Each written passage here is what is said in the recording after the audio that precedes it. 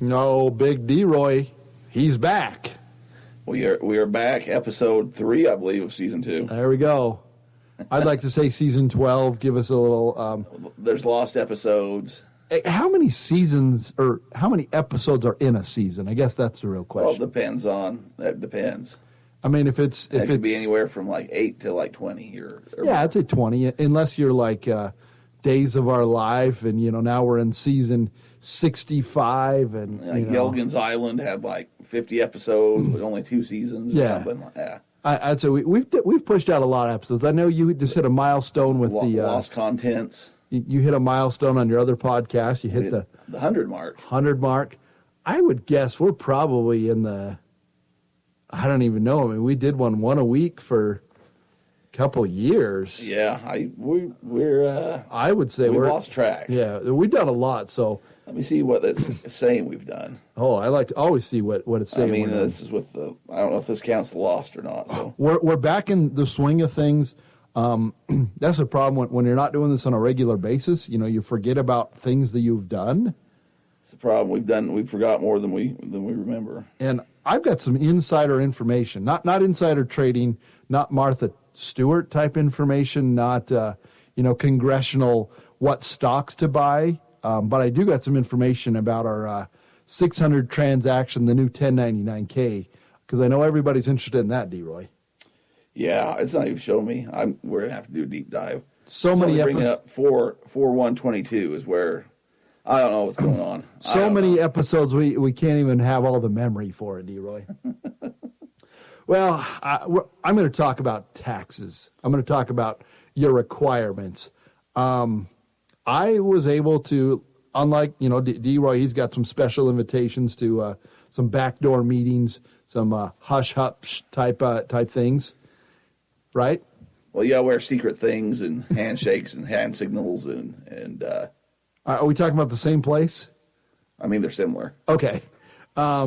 So I was able to go to Washington, D.C. with the National Society of Enrolled Agents. So that's what I am. I'm an enrolled agent. I do taxes. I do personal taxes. I focus on, small businesses, which that's what eBay sellers are. They've got their own stores, their own type of things. One of the biggest hot topic, especially in our this kind of niche, was the requirements for filing taxes. Now, we talk about this all the time, and I'm always on record. If you make money, especially digitally, you probably ought to be putting that on your tax return, right, D-Roy? Yeah, I mean, you can probably, this isn't this is me just saying this isn't the way to do it. If you're doing cash money transactions, you can probably skirt away with not being 100% on board and have a better chance of pulling that off. If you're doing it digitally, there's always going to be a trail that shows exactly who gave you what, and there's just an electronic paper trail. So, yes. And that's what the big hoo-ha was. Go back into the first season several years ago. I was all about Venmo's going to be, those transactions are going to come up. The Zelle, the government wants their money. And I understand, like I said, that's what it's there for. I mean, we live in this country. Paying taxes is a part of it. Again, my job is to make sure that you comply with what you legally have to do, but also inform that there are write-offs that you can have to offset that money, because it takes money to make money. And I think that's kind of what a lot of people think. They're like, I'm going to get one over on the government. Like, no, you're never going to get one over on them. Eventually it's going to happen. It's going to catch up. But there are legal ways to offset tax liability, because nobody likes paying taxes, except I do. I'd love to pay $1 million in taxes, because it means I made a lot of money.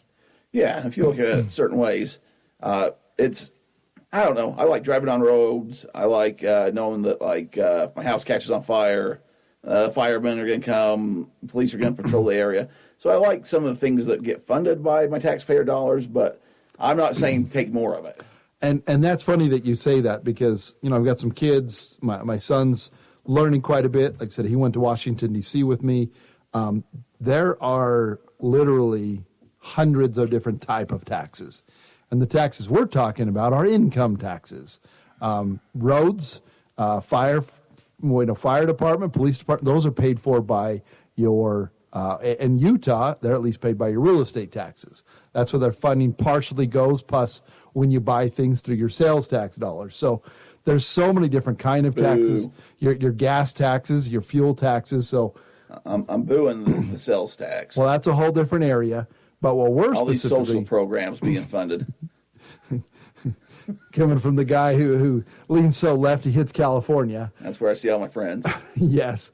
But income taxes, estate taxes, not estate, but state, because estate are different things. Sprite, sound very similar. State, estate. Income and state taxes are reported on your 1040 personal tax return. Now, some people have an S corporation, a partnership. There are some C corporations. No matter what, you got to file taxes, income taxes. And the big hubbub last year that everybody was screaming about was if you do anything over $600, you're going to get a 1099K and it has to be reported on your income tax. That was a concern. And that was the freak out on everybody saying, I don't want the government knowing what I'm doing. Or freak out, freak out, freak out. All these people that were, up in arms and they're ready to get their pitchforks and throw the tea in the harbor. Yeah. I was selling it. Yeah. Yes. Which we did went to the tea harbor. We did a little reenactment. That's another story. But the very last second, like the last, I think it was December 27th, they says, well, we don't quite have that implemented yet. We're not going to make that happen for 2022. Yeah, that was kind of the problem is they thought, oh, this is a lot more work, and we don't have enough people to do it as is. So the problem is when you put in the Venmo or the PayPal transactions and somebody sells, Adam goes to dinner. He's a generous man. He says, I'll pick up the tab for everybody, and you guys just Venmo me back what you owe. That could easily be over a $600 transaction if you have a big enough people and you're going to the right steakhouse or I'm going to go buy some Taylor Swift concert tickets for everybody. Just send me what you owe me. $600 can add up pretty fast. Yeah. You sell a car, all those kinds of things. Things just cost more. Inflation is real. Things that used to cost, $100 are now $130. So this was back a couple of years ago. Yeah. Or there's a lot of things that happen to increase that minimum threshold of $600. You're buying something for grandma, or you're Venmoing money to your siblings for your phone bill, whatever. And that was my biggest sticking point is I had to worry about that because every taxpayer that I have, I'm guessing that, what do you think?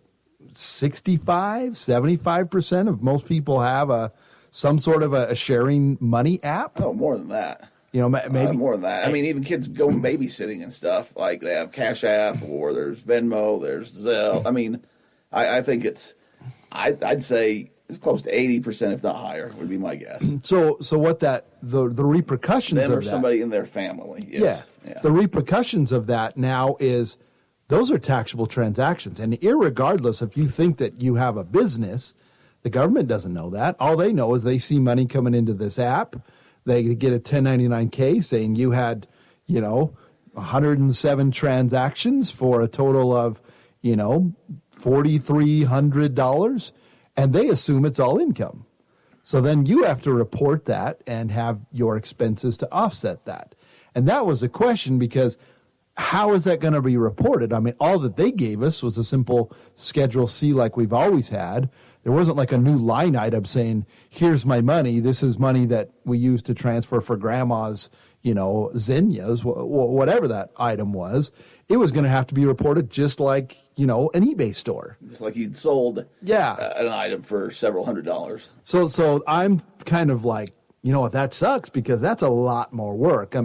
Doing a Schedule C business tax return, there's a lot to it, and it takes years to kind of, dial in on what item needs to be on what line so that, you're not on that audit flag. Because that's the same thing. Algorithms are real, and the IRS uses them too, that if you have percentages that are out of whack, if you have a 1099K that says, $8,500, but then I have a line item saying $8,500 went to other people. It's not really income.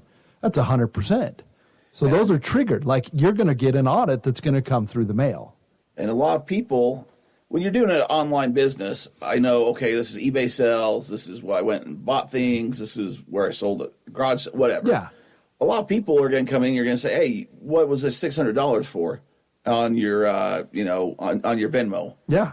I don't know. Yeah, that's exactly I have no it. clue what that. I mean, that was clear back in February. Yes. I have no clue. And that was my biggest concern, and that's what I was drafting letters to be able to send out to my clients, emails, as this deadline was coming to was coming to the head.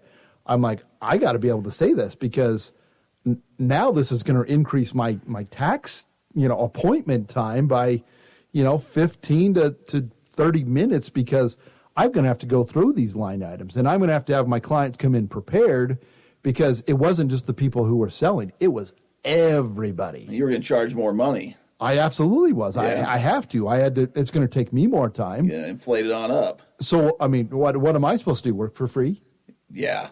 See, that's You're supposed to have your standard rates. Exactly. Well, my standard rate now increased because the government It's made taking you more money to do the job. Yeah, I'm just giving you a hard time, but yeah. Well, but that's what I'm you saying gotta is compensate for that extra 15 to half hour per person the trickle down effect is real, because you're trickling. Because this one transaction now makes it have to do all these other things, and so that was kind of the big item. And like I said, the IRS, the Congress, last minute came out and says, we're not ready for it yet. We're going to kick the can till 2023, which we'll see, which they really don't know. Just getting close now. Yeah, we're getting close. We're halfway through the year plus. So I went to Washington, D.C., and I met in the congressional offices. I met with different senators, with congressmen. I met with everyone from our state. Talk about me being on lists. Oh, yeah. You're pretty big time your own self. I know after that trip, I'm on some more lists. I went and met with all four of the offices of our Congress representatives of the state of Utah. I will say this. I only saw and met with one specifically. I met with Chris Stewart, who is a representative of the 2nd District of the state of Utah. And 2 days later, literally 2 days later, he announced that he was resigning. His wife has had some long-term health issues, so very understandable. So that's something that's on the docket here in the state. Well, she's been married to him long enough that would give anyone some health care problems, my opinion. Anyone who's in Congress has got some issues. Turds in the bucket. I will share one other funny story about this. If you had never been to Washington, D.C., it's a really, really cool place. And having the access that we did, because we had appointments at all of these different offices. Your guy Mitt Romney had an appointment at his office. I just went in there and said, don't you know who I am? No, I did not. Open the doors. Different representatives for Nevada. We had several appointments, so we were able to meet in lots of different offices. And while we were there, you go under tunnels because they have like 5 different buildings, and based on your seniority, you get the freshman hall, and then you move up to the other one, and then kind of like a Harry Potter movie.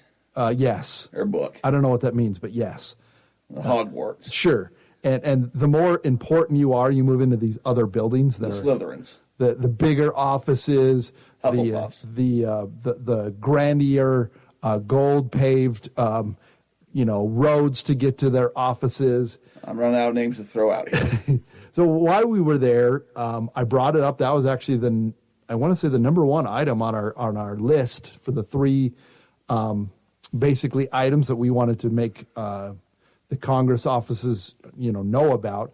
We didn't meet with them because their staffers know more about it, and they're the ones that kind of relay the information, and they're not going to take the time to sit down with a constituent like me unless they're running, and they're at the parade in Nephi. Well, then it means law. Yeah, then it's important. But I will say, like I said, out of all the representatives for our area, we have 6 between Senate and Congress. Like I said, I met with Chris Stewart. Burgess Owens, he's a man of the people. That guy is always out in Nephi. D-Roy's shaking his head. That guy's been bankrupt more than me playing Monopoly. As is several other people that serve in any congressional type thing. But you ever wore a Super Bowl ring? I have not. I have not had a chance, but he meets with a lot of people. It's been passed around more than some ladies at your high school ring. That's the best part. Derek and I can agree to disagree on a lot of things. The Verge. But unfortunately, like everything, I mean, there's only so many votes that happen. There's only 100 votes in the Senate, and I think it's 425 in the House. And if I can, help my message saying, you guys got to figure this out. Like, you don't know what you're doing. Like, you don't know the repercussions of saying $600 is the limit. So one half of the room in the House and the Senate wants to push it back up to $20,000 like it was in the past. The other ones want to dump it down to like $10,000 of transactions that happen in a year. We still don't know what's going to happen. Like I said, we don't have it set in stone yet. So that's kind of where we're at right now. I'm guessing it's going to probably meet in the middle and be $10,000 to $15,000 will be the transactional limit. It was what, 20,000 before? Yeah, it was 20,000 before. If anything, I think you go higher. I mean, there's businesses. I don't know. I understand they want the taxable income and they're coming for more money because it's there. But there's a big difference between somebody doing a business and somebody just, passing money around between family. I'd say 20, 25,000. I know that won't be it, but that's kind of more of the sweet spot of, when you're actually serious and getting businesses up and going. I could see going 10, but anywhere underneath that's really, I mean, you go and buy you a used Jetta or something like that. You're spending that kind of money and to have to keep the tax records. It just seems like a lot more red tape kind of work to work your way through. But so they don't care. That's the problem. They don't care. And that's what I was trying to. I mean, I'm a man of the people. They need to think like to your average person. That's a headache. That's costing them more to do their taxes, so on and so forth. Adam gets richer, and so they get more votes or more donations from you. I don't know how it all works. And D-Roy just brought up a good point. Like, yes, I have to charge more, but here's the problem. My time is now gone. There's only one of me. Like I said, I only have so much time during tax season. So what happens is if my average time on a tax return now increases by 15 minutes, that means I got to push people out. And here's the other thing coming with that, though, is they're always up for re-election. They're always running against people. Say I run against you now, and my thing is, he made you have to pay more tax. Your money's good. You're paying more. There's more taxes. You have to spend more to get your stuff done. If I get back there, I'm going to raise that limit. It's going to be one of those back and forth pickleball matches. They used to say tennis, but pickleball's more of a common person sport, right? Yes. With your charcuterie boards. So if I'm running against your boy Burgess or whoever, and that would be one of my things is, hey, it's costing you more to do your taxes. It's a lot more. Now you got to remember what you did with all these transactions. Time and money. It's going to cost you time and money. Less taxes is usually a good thing. Most people like paying less taxes unless it's going. I mean, if they're like, this extra dollar is going to go feed the homeless or something, nobody, like, okay. Yeah. But, when you're getting into, you have to remember every transaction you made when you went in on a gift for grandma. It's and to be honest, I paid for these experiences. Like, I paid to fly out there. I had to pay to be a part of this meeting. And that's, I'm not going to lie. I was a little upset. We were able to go into one of the senator's office and they gave us tickets to go to the actual Congress, like inside Congress where, the inaugurate, not where the, what do you call it? The Congress, Senate? No, the Congress, when they do the once a year type thing, the State of the Union address. We were in that same building and there was some hearings, like they were going on and the Speaker of the House was in there. And all of the Democrats were on one side, all the Republicans are on another side. This is right when the debt ceiling was happening a couple days before, and it was nasty. I mean, my 12-year-old son was there, and he's like, "Why don't they make like them sit together, like a Democrat, every other, a Republican, a Democrat, they have to get to know each other." And I was like, that's coming from the genius of a 12-year-old. But it was kind of it left a bad taste in my mouth. They were very vocal, very disrespectful on all of them. And I'm not saying just the left or the right. I mean, the interim temp speaker was there, the Marjorie Taylor Greene. And you were there that day? Oh, yeah. I was there that day. Old three-toe Margie? And then Nancy Pelosi was there, and she was ticked off, and then Chuck Schumer and AOC. That's when they were laughing, when she was trying to get order, and they were laughing because she doesn't give the respect. I was there that day. You should have picked up some souvenirs on that day. The problem is you couldn't take your cell phones in. I do have my congressional tickets. Now that you say it, I have my passes. You can make sure it's the day where all that happened. I was there. If you can get certified. We were in there. And you might be able to flip $1 or $2 off And that. the thing that was the most disrespectful is they were yelling back and forth and pass the bill, and very, very, in a disrespectful, and I don't get it, but that's what they do. After they were completed and because they still had another item of business, they had the families from the Uvalde, Texas shooting, obviously very horrible event that there were people killed, children killed in an elementary school. They had a moment of silence inside of the building, and these jack wagons are still like very disrespectfully loud, talking, laughing while this is going on. And I'm thinking, you guys are so out of touch. You guys are unbelievably so high on the hog. You don't understand the regular common folk that you can't even have the decency to have a moment of silence for these families. And it really ticked me off. Not going to lie. I was very upset at that moment. Yeah, I think vote them all out. I understand there's probably things I don't see and I don't realize, and there's a lot of moving parts. I think there's a lot of waste. I think a lot of the money doesn't go. I mean, you just go to a local school board. I'm going to get off on a thing here, but you go to a local, school district. There's a lot of the money that doesn't go to the students. It's supposed to go. It comes from your tax dollars. Guys making big salaries to go to meetings and put in curriculum that you may or may not agree with.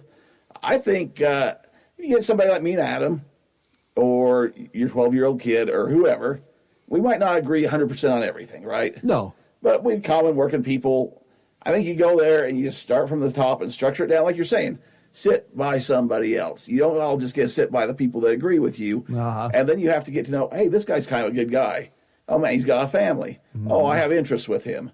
Maybe we'll go out and have a drink or something to eat afterwards or something. And you get to kind of know them. So, yeah, I might not 100% agree on what they're saying, but I don't 100% disagree either, and you kind of work together. Oh, these people actually lost children at an elementary school? That should never happen. Nope. That's horrible. Moment of silence is the least that we can give them. Exactly. They've been through so much, but sitting up there, laughing, joking, whatever, just common sense. It's just not there anymore. We've talked about it just personally. There's a lot of career politician type things. I don't like that. I don't think that's ever a great thing. It shouldn't be a career. You shouldn't be becoming lobbyists and things afterwards and getting jobs based on where you were voted and where you served. And I'm going to just jump in because that was my thing is while we were there, there was an invite to meet with Jason Smith. He's on the Ways and Means Committee. He's from Idaho. I had to pay $1,000 to go eat breakfast with him. And I'm like, no way. Like, they wanted me to give to this super PAC fund, pay $1,000 to have breakfast. And that's when it broke. I was very upset. I'm like, this guy shouldn't be, who are these people? They're supposed to listen to me. I'm their constituent. They represent me. I shouldn't have to pay $1,000. Pay to have a little FaceTime. And I was really upset. That's when it really ticked me off. And I'm like, you got to be kidding me. And it was even for my group. There were people that paid it because it's pay to play. They wanted to be able to talk with this person, and whether he listened or not, who cares?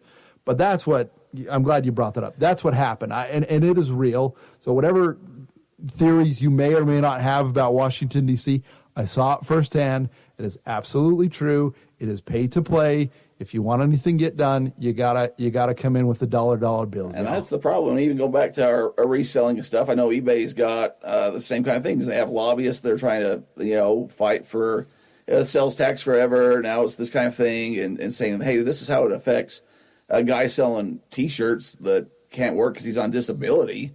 Those kind of things. Everything you're doing affects these people more than you see. And nobody's against fair share and contributing, but there's obviously a whole lot that goes into all that. We try not to get too political, But we will. But we will. If We have to.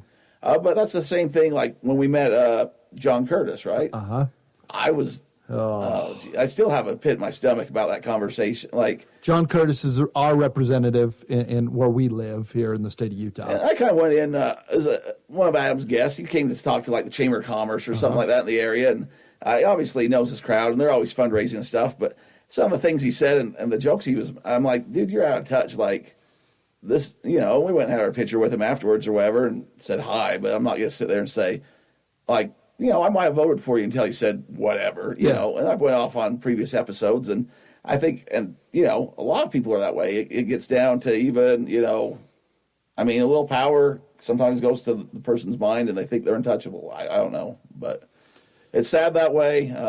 Adam's never got that way as big as he's got, and I appreciate him letting me come in his office and talk with him about things, but yeah, ultimately they work for us, right? We're the people, and squeaky wheel gets the oil. That's the other thing. I think you get a lot of people on the left and a lot of people on the right. They're the squeaky wheels. Like you get crazy thoughts over here and you get crazier thoughts over there. Most of us are closer to the center. We might lean a little one way or the other, but a majority of us are kind of on the same path, and we just want a good life, good middle ground. We want to be. I don't know if I can use this phrase or not, but I'm going to throw it out because I heard it the other day from a Hispanic person. Ooh, love it. He said that he was a middle-class Mexican. Love it. And he might have lived in Mexico. I thought, that's all we're just trying to be middle-class people. Yep. And that's getting harder and harder to get to. It is. And that's the problem, is that's where the economy and all that comes from, to where we're needing to sell online to make extra money or things to be able to pay bills and that kind of a thing. So, I don't know. We all contribute to the economy. We're business owners, whether you like it or not. If you're selling online, you're paying your taxes, you should have somewhat of a voice or representation because it does affect you. $600 and having to pay time for an accountant versus $25,000 to $20,000 is a big difference. Yeah, and realistically, if you want to get into it, like where I need to charge or where anyone else needs, you're probably anywhere from $175 to $400 more to have your tax return prepared because of the complexity of what you need to do. So it's real.